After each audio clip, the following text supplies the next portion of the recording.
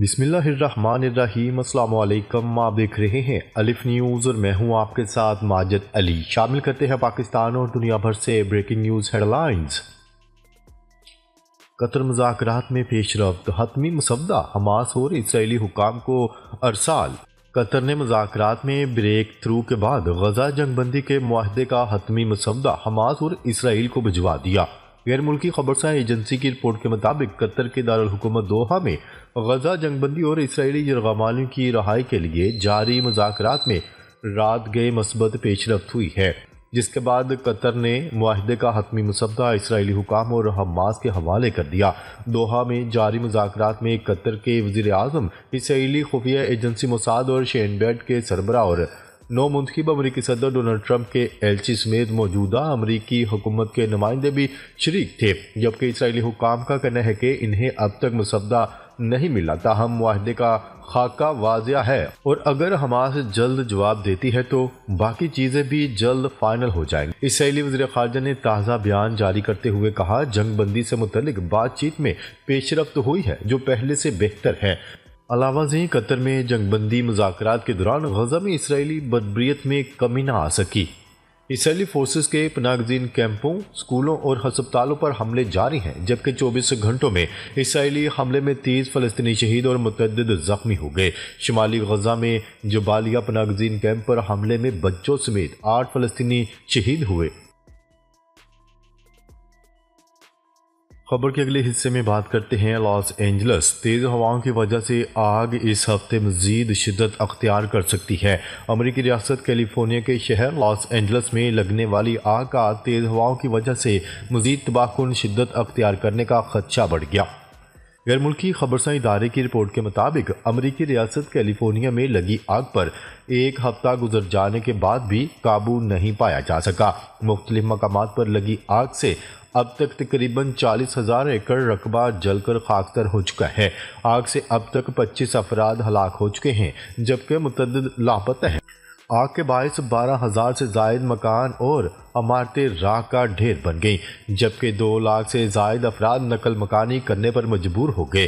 امریکی میڈیا کے مطابق 12,000 سے زائد فائر فائٹرز، 1150 فائر انجن، 60 طیارے اور 143 واٹر ٹینکر آگ بجھانے کی کوششوں میں مصروف ہیں، جو اب تک آگ پر قابو پانے میں ناکام رہے ہیں۔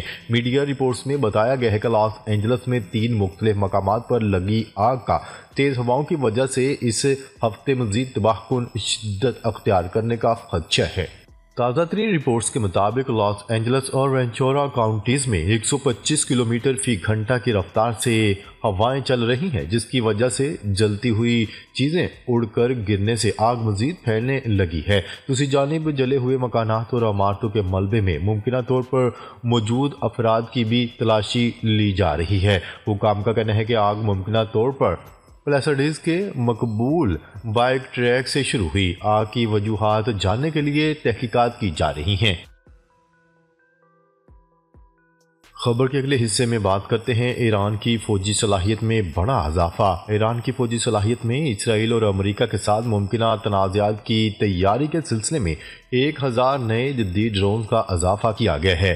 ایران کے نیم سرکاری خبرساں ادارے تسنیم کی رپورٹ میں بتایا گیا ہے کہ دفاعی نظام کو مزید مضبوط بنانے کے لیے ایرانی فوج کو گزشتہ روز جدید ڈرونز فراہم کر دیے گئے ہیں۔ رپورٹس کے مطابق ان ڈرونز کو ایران کے مختلف مقامات پر فوج کے حوالے کر دیا گیا ہے۔ ان میں اعلیٰ اسٹیلتھ اور مضبوط قلعہ شکن صلاحیتیں موجود ہیں۔ ان نئے ڈرونز کی خاصیت یہ ہے کہ ان میں خودکار پرواز کے ساتھ 2000 کلومیٹر سے زیادہ کی رینج اور زبردست تباہ کن صلاحیت موجود ہے۔ ان خاص ڈرونز میں دفاعی شیلٹر سے گزرنے اور نچلی سطح کا ریڈار کراس سیکشن عبور کرنے کی صلاحیت بھی موجود ہے۔ رپورٹ کے مطابق نئے ڈرونز شامل ہونے سے ملکی سرحدوں کی بہتر نگرانی کے علاوہ دور دراز کے اہداف کے لیے ایرانی فضائیہ کے بیڑے کی جنگی صلاحیت بھی بڑھ گئی ہے۔ واضح ہے کہ ایران نے جنوری 2025 کے آغاز سے 2 ماہ طویل فوجی مشقیں شروع کی ہیں، جن میں نتنز کے مقام پر اہم جوہری تنصیبات پر میزائلوں اور ڈرونز کے فرضی حملوں کے خلاف سپاہ پاسداران انقلاب اور فوج کی دفاعی مشقیں شامل ہیں۔ خبر کے اگلے حصے میں بات کرتے ہیں یمن سے میزائل حملہ، اسرائیل میں سائرن بج اٹھے۔ یمن سے داغے گئے میزائل کے اسرائیلی حدود کے قریب پہنچنے پر اسرائیل کے مختلف علاقوں میں جنگی سائرن بجنا شروع ہو گئے۔ غیر ملکی خبرسا ادارے کی رپورٹ کے مطابق اسرائیل نے دفاعی نظام کے ذریعے یمن سے داغے گئے میزائل کو تباہ کرنے کا دعویٰ کیا ہے۔ میزائل حملے کے بعد اسرائیل کے بن گورین ایئرپورٹ پر آپریشن عارضی طور پر معطل کر دیا گیا۔ اس سے قبل فلسطینی مزاحمتی تنظیم حماس کا بیان میں مزید کہنا تھا کہ غزہ فائر بندی مذاکرات میں بعض بنیادی معاملات میں اہم پیش رفت ہو گئی ہے۔ رپورٹ کے مطابق فلسطینی مزاحمتی تنظیم حماس کا کہنا ہے کہ بقیہ معاملات پر جلد اتفاق رائے کی کوشش کر رہے ہیں۔ جو بائیڈن انتظامیہ کی جانب سے بھی یہ کہا گیا ہے کہ دوحہ میں جاری جنگ بندی مذاکرات کے نتیجے میں غزہ امن معاہدہ اسی ہفتے ہو سکتا ہے۔ اس کے علاوہ امریکہ کے نو منتخب نائب صدر ڈی وینس نے بھی اسرائیل اور حماس کے مابین جلد از جلد معاہدہ طے پانے کے لیے امید لگا لی ہے۔ نائب صدر نے کہا ہے کہ اسرائیل اور حماس کے درمیان جلد ہی ایک معاہدہ طے پا سکتا ہے، اور اس پیش رفت کی وجہ سے یہ ہے کہ لوگ خوفزدہ ہے کہ حماس کے لیے اس کے خطرناک نتائج برآمد ہوں گے۔ انہوں نے مزید کہا کہ ہمیں امید ہے کہ ایک معاہدہ ہونے والا ہے جو بائیڈن انتظامیہ کے بالکل اختتام کی طرف ہے، شاید آخری یا 2 دن۔ خبر کے اگلے حصے میں بات کرتے ہیں بھارتی وزیر اعظم نریندر مودی نے کشمیر اور لداخ کے متنازعہ علاقے میں اسٹریٹجک سرنگ کا افتتاح کر دیا۔ بھارتی وزیر اعظم نریندر مودی نے متنازعہ خطے میں اسٹریٹجک سرنگ کا افتتاح کر دیا، جو موسم سرما میں پاکستان اور چین کے ساتھ سرحدی علاقے تک رسائی کا ذریعہ ہوگی۔ غیر ملکی نشریاتی ادارے کی رپورٹ کے مطابق 5.4 کلومیٹر پر محیط سرنگ سال کے 6 ماہ کے دوران برف سے ڈھکی رہتی ہے۔ یہ سرنگ مقبوضہ کشمیر کو لداخ سے جوڑنے کا ایک ذریعہ بنے گی، جس کے نتیجے میں سری نگر تا لیہہ ہائی وے سال کے 12 ماہ کھلی رہے گی۔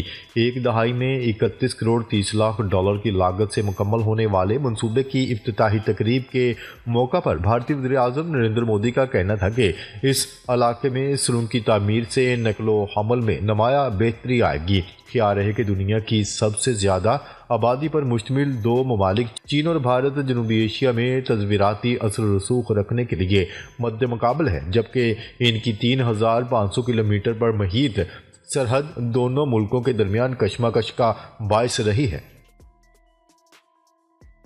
خبر کے اگلے حصے میں بات کرتے ہیں اسرائیلی فورسز کی غزہ پر جارحیت جاری، مزید 45 فلسطینی شہید۔ اسرائیلی فورسز کے غزہ پر حملوں کے نتیجے میں مزید 45 فلسطینی شہید ہو گئے۔ عرب میڈیا کی رپورٹ کے مطابق اسرائیلی فورسز کے شمالی غزہ کے 100 دن کے محاصرے میں 5000 فلسطینی شہید اور متعدد لاپتہ ہوئے ہیں۔ عرب میڈیا کی رپورٹ میں بتایا گیا ہے کہ غزہ میں شہید فلسطینیوں کی تعداد 46,584 ہو گئی۔ اسرائیلی فوج نے مقبوضہ مغربی کنارے میں 20 فلسطینی گرفتار کر لیے۔ رپورٹ میں بتایا گیا ہے کہ غزہ جنگ کے بعد اسرائیلی قید میں شہید فلسطینیوں کی تعداد 55 ہو گئی۔